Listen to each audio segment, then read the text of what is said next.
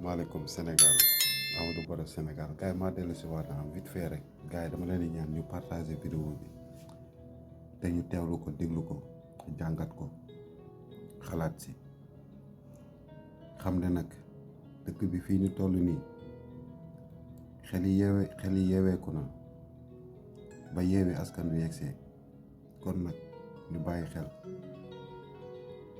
Khalifa Sall wax naag jeunesse bi nag kon jeunesse bi nañ ko déglu Amadou Baro Sénégal jaa ngeen jëf gaay yi. xamoo fi ma waxee. waaw xamoo fi ma waxee. dama la bëgg wax ni façon yi politique moo war changer diggante politique kii politique wala ki ñu fal ak yow mi moo war changer li ma doon yaa tax ma doon ko. voilà. est-ce que gëm nga loolu. non soo ko gëmoon dama laaj ndimbal.